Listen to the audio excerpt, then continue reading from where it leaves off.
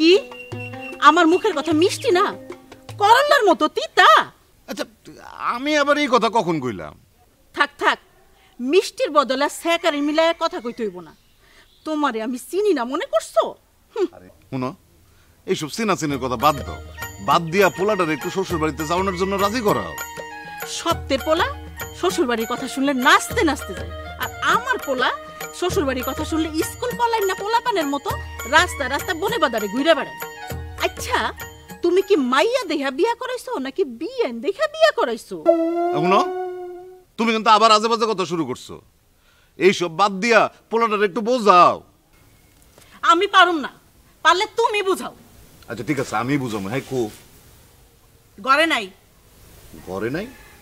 গেছে কই? জানি না। শ্বশুর বাড়ি যাইব না? ঠিক আছে, আমি দেখতেছি।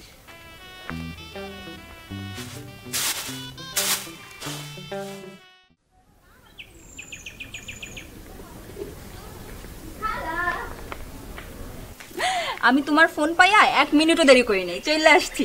খুব ভালো করছো শ্যামা, বড় যন্ত্রণায় আছি। কেন খালা, কি হইছে? স্বপ্না, তুই তো সবই জানোস আজ জাফরের আসনের কথা। কিন্তু কিন্তু কি খালা? খবর পাইলাম জাফর নাকি এই বাড়িতে আসতেই চায় না। কেমনে আইব ক? বিউটি তো ওর সাথে ভালো ব্যবহার করে না।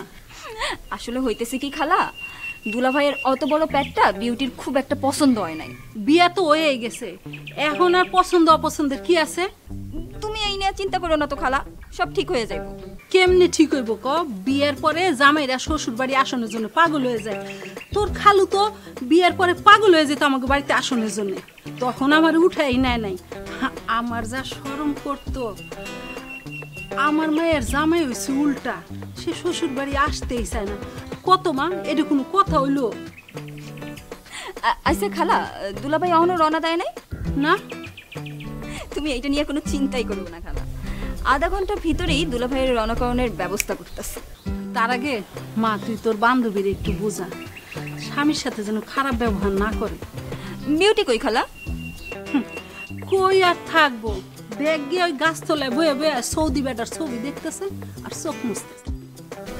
আচ্ছা ঠিক আছে, তুমি কোনো টেনশন করো না, আমি দেখতেছি।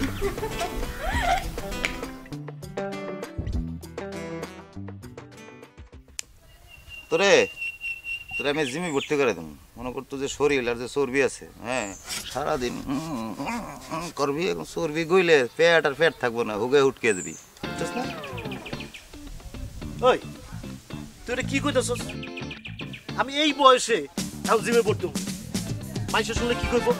ও এটা ভালো কথা কইছিস তুই, মাইনসি শুনলে কি কইব? এবারে তোর বউ যে তোর পেট লাগায়, হ্যাঁ হ্যাঁ তা অবশ্য ঠিক কইছস।